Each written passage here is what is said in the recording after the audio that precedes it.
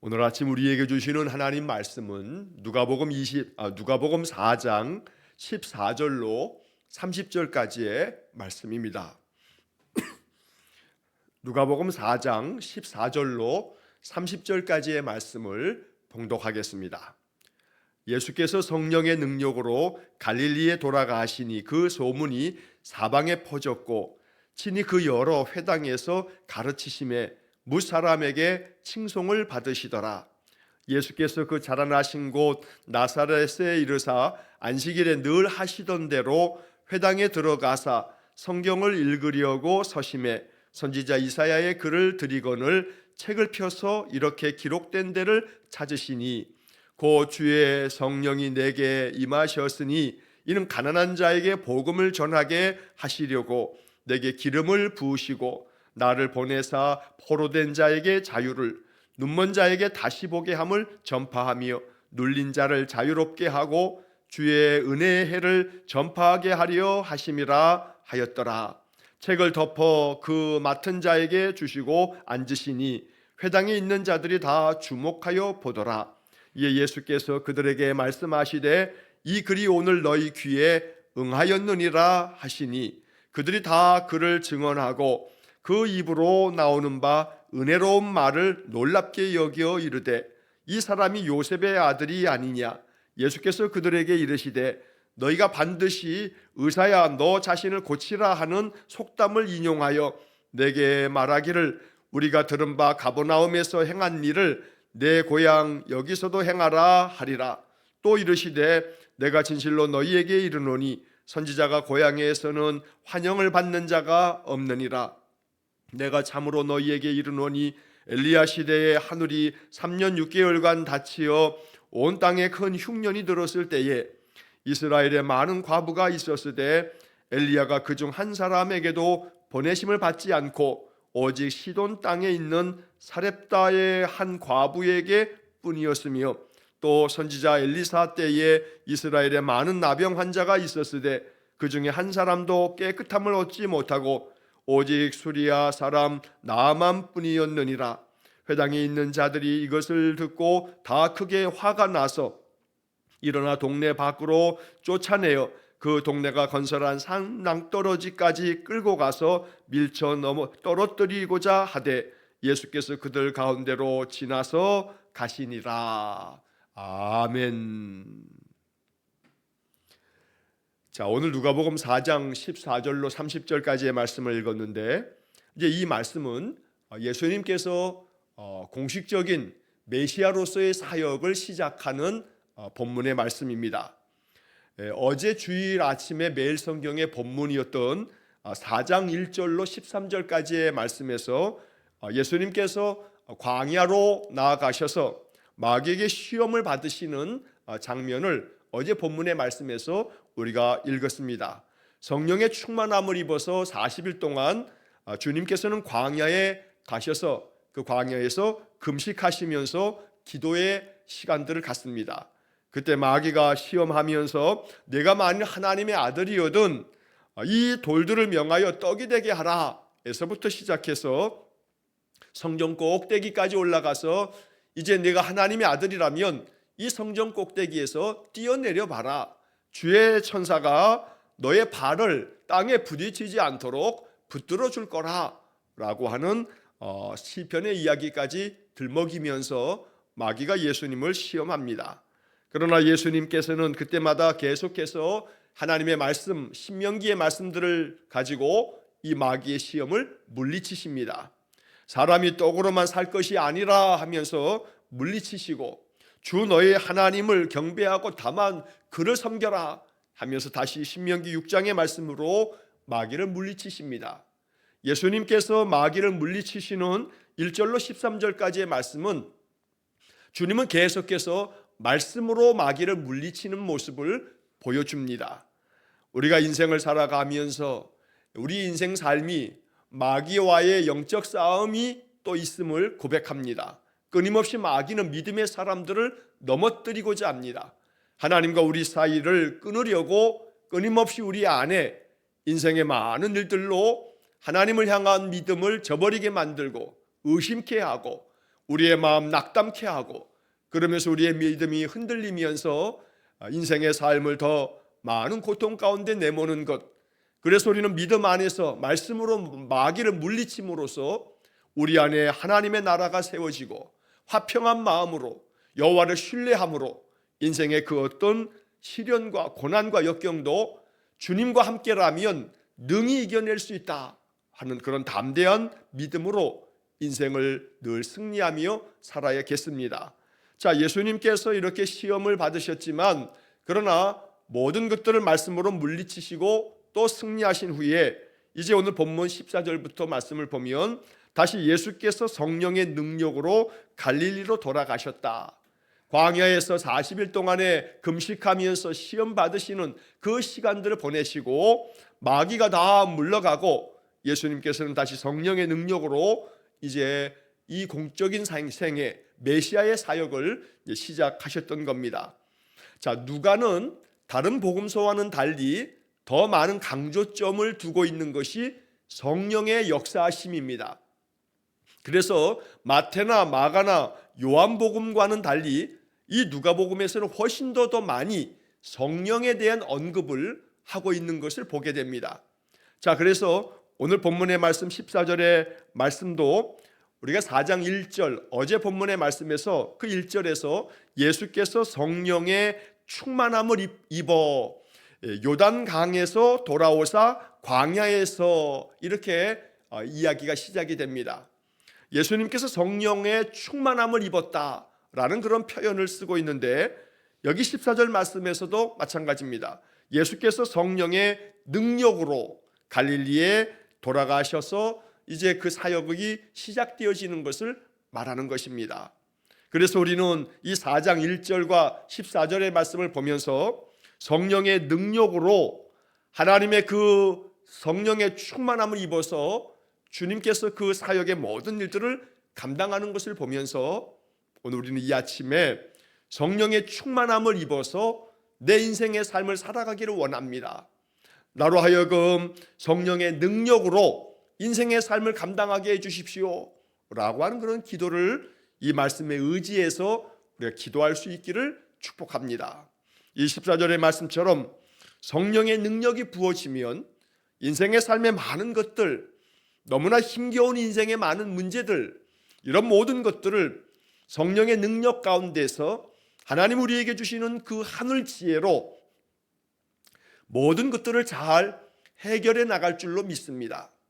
그러므로 세상에서 쌓은 세상 능력이 아닌 하늘로부터 부어지는 하늘의 능력으로 우리가 늘 성령 충만함을 입어서 인생을 살아가는 것, 이것이 가장 지혜로운 인생이고 이것이 가장 복된 인생인 것입니다. 그러므로 다시 한번 이 14절의 말씀이 예수님께서 성령의 능력 가운데 사로잡혀서 메시아의 사역을 이렇게 시작하시는 것처럼 매일 아침마다 하루를 시작하면서 오늘 하루도 성령의 능력으로 이끌리는 삶, 성령의 능력으로 모든 일들을 감당하는 그런 하루가 되도록 기도하면서 이렇게 늘 성령 충만한 삶이 되시기를 간절히 축원합니다. 자, 본문 말씀에서 예수님께서 갈릴리로 다시금 돌아오셨습니다. 나사렛 땅은 갈릴리에서 그리 멀지 않습니다.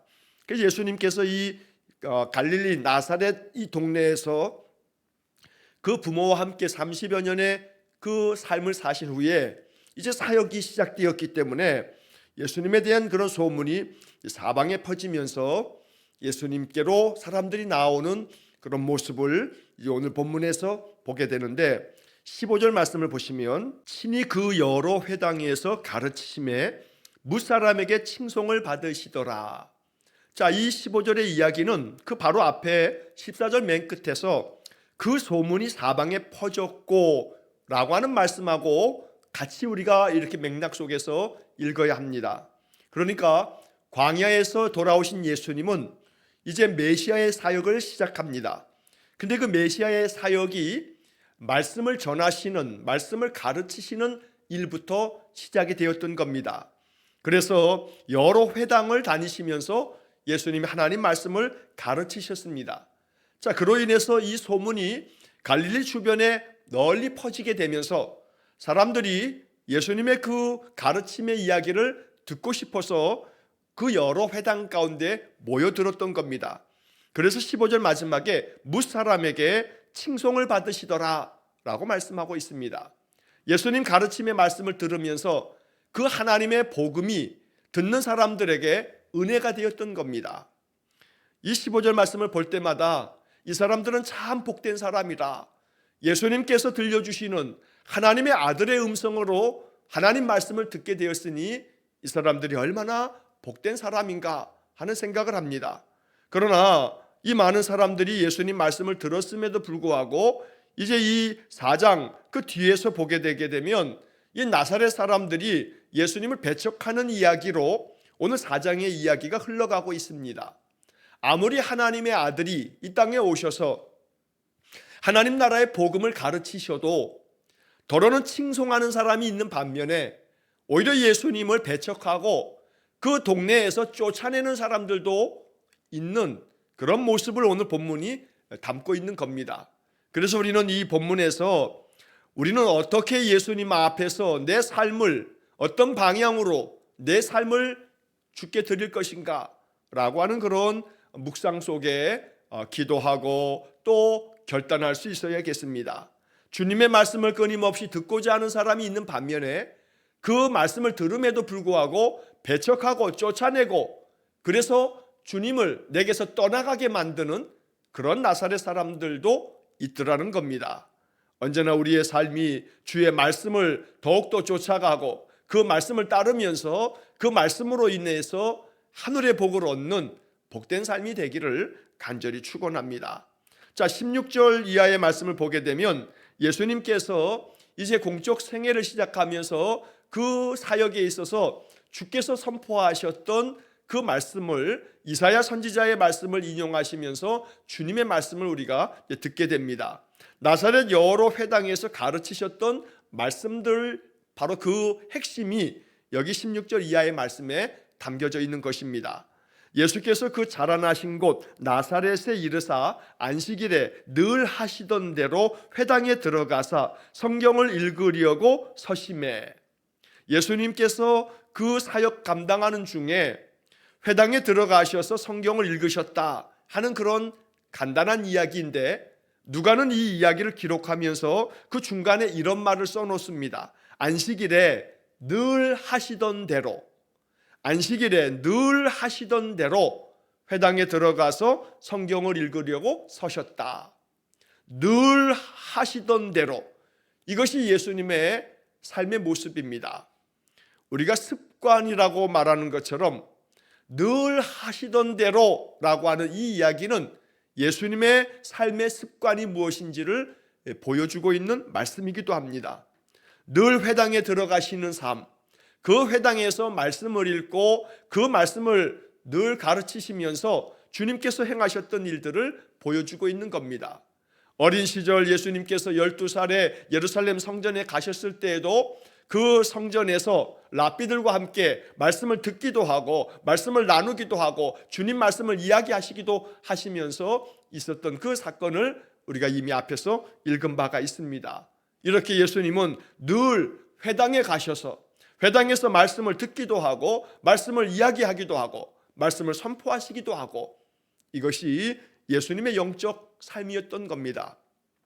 우리의 인생 또한 예수님께서 일이 하신 것처럼 늘 우리의 하는 모든 일들이 반복되어지고 이것이 거룩한 영적 습관이 되고 그래서 일정하고 한결같게 우리의 삶이 늘 주의 말씀을 따르는 복된 삶이 되시기를 간절히 축원합니다.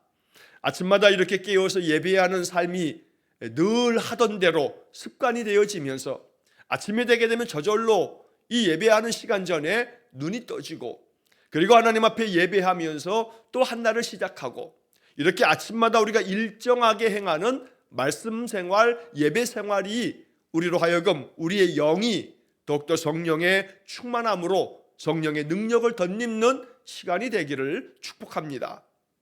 그로 인해서 아침에 하나님 앞에 기도하고 하루의 삶을 주께 맡기고 하나님께서 내 마음에 주신 거룩한 마음으로 또 한 날을 살아갈 때 나의 삶에 하나님의 나라가 세워져 가는 것입니다. 자, 예수님께서 회당에 들어가셔서 성경을 읽으려고 서셔서 이사야 선지자의 글을 받아 이제 그 책을 펼치시게 됩니다. 자, 예수님 당시에는 신약 성경은 아직 기록되기 전입니다. 자, 예수님께서 읽으셨던 이 이사야 성경의 이야기는 성경이 구약이 창세기서부터 말라기까지가 우리가 가지고 있는 39권이 이렇게 한 권의 책으로 되어 있지 않았습니다. 지금처럼 구약을 39권으로 구약 성경으로 이렇게 정경이 만들어진 것이 AD 90년에 얌니아에서 이 모든 성경 중에 구약 성경 바로 39권의 이 성경이 정경으로 채택된 것이 예수님께서 사역하신 한참 후에 AD 90년경입니다. 그러니까 여기 지금 이 예수님께서 읽으셨던 이 성경의 이야기는 39권 성경이 다 함께 묶여 있는 그런 책이 아니라 율법서는 율법서대로 선지서 중에 선지서들이 각각의 두루마리 책으로 그렇게 필사가 되어지면서 전해졌던 그런 두루마리를 받아 읽으셨던 겁니다. 그래서 예수님은 이사야 선지자의 글을 두루마리로 되어져 있는 것을 쭉 펼치면서 예수님께서 읽으시고자 하는 그 한 말씀을 찾아서 읽으신 겁니다. 그래서 누가는 그때의 상황을 잘 상세하게 묘사를 합니다. 이사야의 글을 들이거늘 책을 펴서 이렇게 기록된 데를 찾으시니, 이렇게 기록된 데를 찾으셨다. 자, 이것은 예수님께서 이사야 선지자의 글에 익숙하셨음을 알려주고 있는 부분입니다. 이사야서를 예수님께서 받아 드시면서 그 중에서 어느 부분을 찾아서 읽으시고 이 말씀을 전하셨다는 겁니다. 그래서 예수님이 얼마나 그 구약의 말씀들을 익숙하게 지금 그 말씀을 펼쳐서 가르치시고 있는가를 생각해 본다면 우리 또한 예수님을 닮아가고 예수님의 그 아름다운 모습들이 나의 삶의 모습이기를 바라는 마음으로 우리는 여기 예수님께서 책을 펴서 기록된 것을 찾으시는 것처럼 날마다 성경의 말씀 속에서 내가 찾아서 읽어야 할 말씀들을 언제나 찾을 수 있는 그런 성경에 대한 익숙함과 성경의 말씀을 더 사모하는 마음이 우리 안에 있기를 간절히 축원합니다. 예를 들어 내 마음이 낙담이 되어졌을 때 하나님께서 내 마음에 어떤 말씀으로 나를 위로해 주시나, 그럴 때마다 성경 속에서 내게 위로가 되어지는 하나님의 약속을 찾을 수 있을 만큼, 또 내 마음이 불안해질 때마다 나의 이 불안한 마음에 더욱더 용기와 확신을 줄 만한 말씀을 내가 성경 속에서 찾을 수 있을 만큼 성경을 끊임없이 읽어가면서 야, 이 말씀은 내게 이러한 때에 이 말씀이 내게 은혜가 되겠구나 하면서 그 말씀들을 계속해서 더욱더 마음 가운데 익숙하도록 말씀을 읽고 또 읽고 묵상하고, 그러면서 시시때때로 나의 삶의 많은 일들 속에서 내가 이 성경의 말씀을 이러할 때 읽어야겠다 하는 마음으로 말씀을 하나씩 마음에 담아둘 수 있기를 축복합니다. 그럴 때마다 성령께서 우리의 마음 가운데 생각나게 하실 것입니다. 하나님의 말씀이 그 기록된 그 성경의 말씀을 끊임없이 우리의 마음 가운데 알려주셔서 말씀으로 위로함을 얻고, 말씀으로 용기와 지혜를 얻고, 말씀으로 인하여 우리의 심령이 담대해지고 그 말씀 속에서 생명의 길을 찾아갈 수 있는 그런 복된 삶이 되어지기를 간절히 축원합니다. 주님께서 찾으신 성경은 이사야 61장의 말씀입니다. 이사야가 66장까지 되어 있습니다. 두루마리 책이 이렇게 두루마리 말 그대로 이렇게 이쪽에서 접어서 계속해서 둥글게 말아놓은 것이 두루마리 책입니다.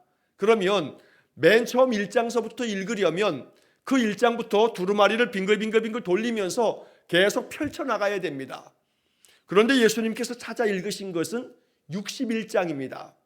그러니까 66장까지 나와 있는 이 이사야의 선지자의 그 긴 글을 예수님께서 두루마리를 빙글빙글 돌려가면서 그래서 저 끝에 있는 이사야 61장의 말씀을 예수님이 찾으셔서 그 말씀을 낭독하고 이 말씀을 전하십니다.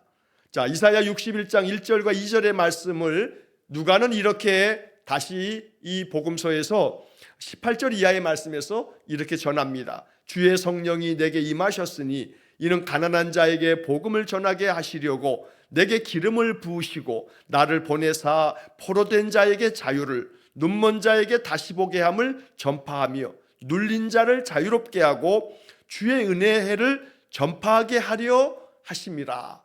이것은 이사야 61장 1절과 2절에 나오는 말씀입니다. 이 말씀은 장차 메시아가 오시면 메시아가 이 땅에서 감당하실 메시아 사역을 예언하고 있는 말씀입니다. 예수님께서는 이 말씀이 예수님을 통해서 이루어졌음을 알려주려고 선지자 이사야가 말했던 이 이야기가 오늘 지금 이 땅에 너희들 앞에서 이루어지고 있다라고 하는 말씀을 전하고 계시는 겁니다. 18절에서 주의 성령이 내게 임하셨으니 라고 주님은 주님 안에 성령의 능력이 부어지고 성령의 충만함을 입어서 지금 이 말씀 사역을 감당하고 있는 것을 알려주고 계시는 겁니다. 그래서 우리는 이 18절을 읽으면서도 이것이 내 말씀이 되어지므로 성령이 내게 임하셨으니 라고 우리가 마음 가운데 선포하면서 오늘도 내가 성령의 능력으로 힘입어서 성령이 내 안에 임하셨으므로 내가 오늘 이 한날도 말씀에 순종하는 삶, 주님께서 내게 주신 삶을 감사함으로 또 능력 있게 잘 감당하는 삶, 이것을 내가 성령의 능력 가운데서 감당하겠다 하고 기도하며 하나님께 의지하며 기도하면서 한날을 시작하는 것, 이것이 바로 우리가 말씀의 능력을 가지고 사는 삶이 될 것입니다. 성령이 내게 임하심으로 나는 가난한 자에게 복음을 전하고 또 내게 하나님께서 성령의 기름 부으심으로 나를 보내셔서 포로된 자에게는 자유를 선포하고 눈먼 자에게는 다시 보게 함을 선포하고 눌린 자에게는 자유롭게 하고 또 주의 은혜의 그 축복된 해를 늘 전파하기 위해서 주의 성령이 내게 임하셨다. 주께서 나에게 성령으로 기름 부으셨다라고 말씀하시는 겁니다. 그리고 책을 덮어서 그 책을 맡은 회당장에게 건네주고 많은 사람들이 예수님을 주목하여 볼 때 예수님께서는 그들에게 이 선지자의 말씀들을 풀어서 그들에게 하나님 말씀을 전하셨던 겁니다. 그래서 21절에 이에 예수께서 그들에게 말씀하시되 이 글이 오늘 너희 귀에 응하였느니라. 이 선지자의 말씀이 이사야의 말씀이 오늘 너희 앞에서 너희가 듣고 있는 대로 그대로 다 이루어졌노라 라고 말씀하시는 겁니다. 누가는 이렇게 짧게 기록했습니다만 예수님께서 이 말씀과 더불어 많은 복음의 말씀을 전하셨을 것입니다. 그래서 그 말씀 그대로 그 듣는 모든 자들에게 복음이 될 만한 기쁜 소식을 전하시고 그들의 그 마음에 눌려있는 것들을 다 풀어주시고 자유로움을 주시고 그 안에 말할 수 없는 평강을 선포하시면서 하나님의 능력이 그들에게 임하도록 말씀해 주셨을 겁니다. 오늘 우리가 이 기록된 말씀을 읽으면서도 이 말씀이 우리 안에 다가와 이 말씀으로 인해서 우리의 무거웠던 마음도 다 주님 앞에 내려놓고 주님이 내 마음에 성령의 감동으로 평안을 주시고 자유함을 주시고 그래서 내 마음에 믿음이 생겨지고 이 믿음이 확신이 되고 이 확신으로 인해서 우리의 마음은 담대해지고 어느 것도 거칠 것 없이 주님이 나와 함께 계셔서 내 안에 성령이 충만한 능력을 베푸심으로 내가 이 인생의 모든 것들을 능히 감당해내겠다는 그러한 힘이 우리의 마음에서 솟아날 수 있기를 주의 이름으로 간절히 축원합니다. 자, 그런데 이 갈릴리 나사렛 땅에 많은 사람들이 예수님의 이 말씀을 이제 들으면서 그 나타내는 반응이 22절에 보면 그들이 다 그를 증언하고 그 입으로 나오는 바 은혜로운 말씀을 놀랍게 여겨 이르되 이 사람이 요셉의 아들이 아니냐 하고 반응을 보입니다. 자, 이 반응은 은혜로운 말을 놀랍게 여겼다. 여기까지만 본다면 주님께서 말씀하시는 것, 그 주님의 입에서 나오는 모든 말씀들이 은혜로운 말씀이라고 하는 것을 이들이 인정합니다. 받아들입니다. 은혜로운 말씀을 듣고 놀랍게 여깁니다. 자, 그런데 그 다음 단계가 문제입니다.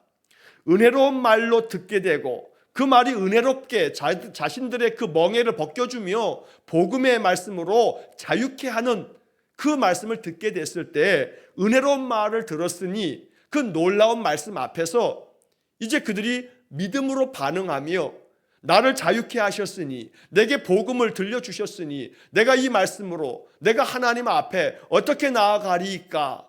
우리가 어찌할꼬 어찌하면 좋겠습니까? 라고 반응할 수 있었으면 좋겠는데 그 다음 이 사람들의 반응은 이 사람이 요셉의 아들이 아니냐?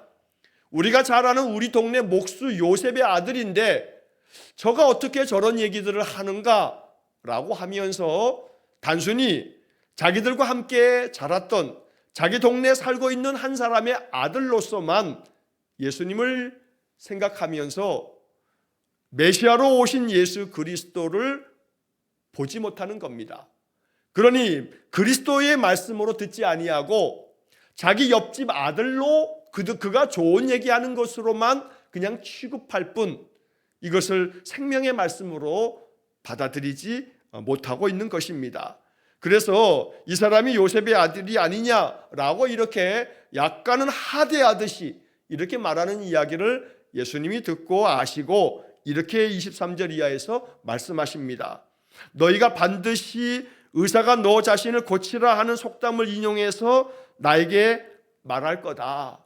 여기 이 속담이라고 하는 것은 그 당시 유대인들에게 익숙한 속담인데 의사가 야 의사야 너가 너 자신을 먼저 고쳐봐라 라고 이렇게 말하면서 의사를 신뢰함으로써 의사의 그 처방과 그 명한대로 치료의 과정을 겪어야 되는데 오히려 야 의사야 네가 너 병부터 고쳐봐라 하면서 의사를 신뢰치 않는 그 당시의 모습을 속담처럼 그렇게 사용했었는데 예수님 그 얘기를 하시면서 우리가 들은 바 가버나움에서 행한 일을 네 고향 여기서도 한번 행해봐라 라고 하는 식으로 예수님에 대하여 이들이 말만 하지 말고 저 가버나움 동네에서도 여러 가지 기적을 베풀었다는데 너 여기 지금 여기가 네 고향이 아니냐 여기서도 한번 기적을 베풀어 봐라 라고 하는 식으로 오히려 예수님을 조롱하듯이 이렇게 말하는 그들을 주님께서 이렇게 책망하듯 말씀하시면서 24절 말씀에 내가 진실로 너희에게 이르노니 선지자가 고향에서는 환영을 받는 자가 없느니라 라고 주님께서도 말씀하십니다. 선지자가 고향에서 환영을 받지 못한다. 왜냐하면 이 고향 사람들은 선지자를 어려서부터 봐왔고 같은 동네에서 살아왔고 그러니까 이 선지자를 선지자로 여기지 아니하고 옆집 사람으로만 여기다 보니 선지자가 전해주는 말씀을 하나님 말씀으로 듣지 못하는 그러한 어리석음을 범하게 되더라는 겁니다. 예수님께서 고향 나사렛 사람들이 예수님의 그 기쁨의 복음의 말씀을 들으면서도 그것이 은혜로운 말인 것을 또 알고 있으면서도 놀랍게 여기면서도 예수님을 배척하는 그 나사렛 사람들에 대하여 주님께서 이렇게 말씀하신 겁니다. 그리고 예수님께서는 두 가지 그 구약 성경의 이야기를 그들에게 들려주십니다. 하나는 엘리야 시대 때 그 3년 반 동안에 가뭄이 들어서 사람들이 먹을 것이 없었던 그 시절에 하나님께서 엘리야 선지자를 통해서 많은 과부들이 있지만 그 중에 한 사람 사렙다 과부에게 하나님의 은혜가 임하는 그 이야기를 들려줍니다. 그래서 여기 26절의 말씀에 보면 엘리야가 그중 한 사람에게도 보내심을 받지 않고 오직 시돈 땅에 있는 사렙다의 한 과부에게 뿐이었으며 라고 하는 이야기를 통해서 흉년이 들고 가뭄이 들었을 때에도 엘리야를 통해서 기적을 베풀어서 이 사렙다 과부의 삶을 축복해 주신 이야기가 많은 이 유대 땅에도 과부가 있었지만 저 시돈 땅, 이 시돈 땅은 가나안 땅 저 북쪽에 지중해 연안에 있는 땅으로 두로와 시돈 이 두 도시가 중심이 되어져 있는 우리가 세계사를 배울 때는 페니키아라고 부르는 그 땅에 그 나라의 중심 도시가 바로 시돈입니다. 대표적인 이방의 땅인데 그 이방의 땅의 한 과부에게 하나님이 은혜를 베푸신 이야기를 바로 이 열왕기상 17장에 나오는 이야기를 이야기하시는 겁니다. 그러면서 유대 땅에 은혜 받을 자가 없어 저 시돈 땅 한 과부에게 가셔서 은혜를 베푸셨노라고 말씀하는 겁니다. 또 이어서 27절 이하에서는 엘리사 시대에 엘리사 선지자도 역시 이스라엘에 많은 나병 환자들이 있었지만 그러나 수리아 사람 나아만에게만 하나님께서 그 나병을 치유하는 역사를 엘리사를 통해서 베푸셨다는 겁니다. 역시 마찬가지로 나아만은 유대 사람이 아닙니다. 결국 이 이야기는 유대 사람들이 이스라엘 사람들이 하나님의 구원 얻을 자로서 하나님의 은혜를 사모하는 자가 없다 보니 하나님의 은혜가 저 시돈 여자 과부 사렙다 그 과부에게 또 수리아 사람 나아만에게 이스라엘 사람이 아닌 이방 사람들에게 하나님의 은혜가 펼쳐졌다라고 말씀하고 있는 겁니다. 그래서 이 이야기를 나사렛 사람들에게 들려주는 까닭은 하나님의 그 기적의 이야기를 너희들이 요구하겠지만 가버나움에서 행한 기적을 여기서도 해보라고 너희들 이렇게 조롱하듯 말하지만 하나님의 은혜는 아브라함의 자손이라고 무조건 주어지는 것이 아니고 아무리 아브라함 자손이었다 할지라도 엘리야 선지자 때 엘리사 선지자 때도 마찬가지로 이방의 사람들에게 하나님의 구원하심의 은혜가 펼쳐졌다. 그러니 믿음 안에서 하나님의 은혜를 사모하고 그 말씀 앞에서 순종하는 마음으로 듣지 아니하면 하나님의 은혜는 너희 것이 아니다 라고 말씀합니다. 아브라함의 자손이라고 해서 하나님의 축복이 당연히 흘러오는 것이 아니고 그렇지 않으면 바로 시돈의 과부 수리아의 그 나아만에게 은혜가 갔던 것처럼 하나님의 은혜가 너희에게 흘러가는 것이 아니라 그 하나님의 은혜와 말씀을 사모하는 이들에게 그들이 이스라엘 사람이 아니라 할지라도 이방 사람이라 할지라도 하나님의 은혜가 그들에게 전해지는 것이라고 일침을 가하면서 말씀하는 겁니다. 그러니 이 이야기를 듣고 이 나사렛 사람들이 그 말씀의 뜻을 알아차리고 28절 말씀에 보면 회당에 있는 자들이 이것을 듣고 다 크게 화가 나서 예수님을 이 동네에서 동네 바깥으로 쫓아내 버립니다. 그리고 동네 바깥으로 쫓아낼 뿐만 아니라 그 당시에 이 나사렛 동네 한 낭떠러지 같은 곳으로 예수님을 쫓아내서 거기서 밀쳐 넘어뜨려 그 낭떠러지에서 떨어지게끔 만들려고까지 했던 겁니다. 그때 예수님께서 그들 가운데서 다른 곳으로 지나가시면서 이제 나사렛을 떠나시게 되는 겁니다. 메시아의 말씀을 듣는 기회를 얻었건만 그들은 주님의 은혜로운 말씀 앞에서도 오히려 주님을 배척하는 어리석음을 범했던 겁니다. 너무나 익숙하다고 여겼던 그 익숙함이 그들에게 오히려 덫이 되었던 겁니다. 그러므로 하나님의 은혜를 겸손한 마음으로 받을 수 있는 준비된 그릇이 아니면 하나님의 은혜를 담을 수 없습니다. 늘 이 나사렛 사람들도 우리는 아브라함의 자손이라 여기는 마음이 오히려 그들 자신을 실족하게 만들었던 겁니다.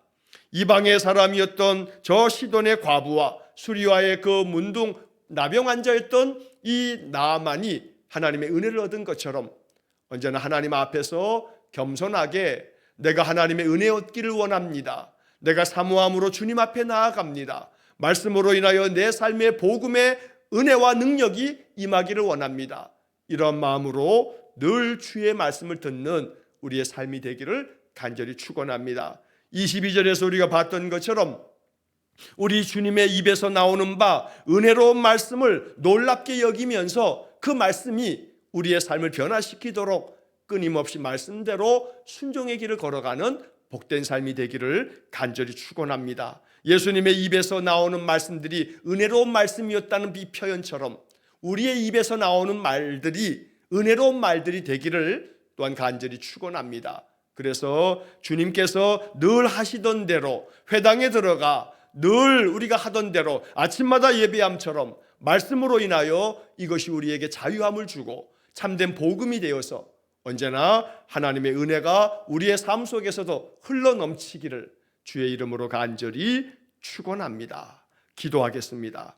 자비로우신 아버지 하나님, 주께서 늘 하시던 대로 회당에서 가르치심처럼 우리 또한 늘 하던 대로 아침마다 주님 앞에 예배하며 또 말씀 가운데 거하면서 우리에게 주어진 복된 하루하루의 삶을 살아갑니다. 주께서 주시는 은혜로운 말씀 앞에 언제나 아름답게 순종함으로 응답하는 우리 모든 성도들 되게 해 주옵소서. 나사렛 사람들처럼 어리석게 주의 말씀을 가볍게 여기면서 그 말씀 등지지 않게 하시고 언제나 말씀 따라 사는 복된 삶이 되게 해 주옵소서. 오늘도 한날의 모든 삶을 주님께 의탁하오며 예수님 이름으로 기도하옵나이다. 아멘. 우리 구주 예수 그리스도의 은혜와 하나님 아버지의 극진하신 사랑과 성령의 교통하심이 날마다 성령의 능력으로 인생의 삶을 살아가기를 간절히 소원하며 기도하는 머리 숙인 귀한 성도들 위해와 저들 가정과 온 가족들 위해 영원토록 함께 하시길 축원하옵나이다. 아멘.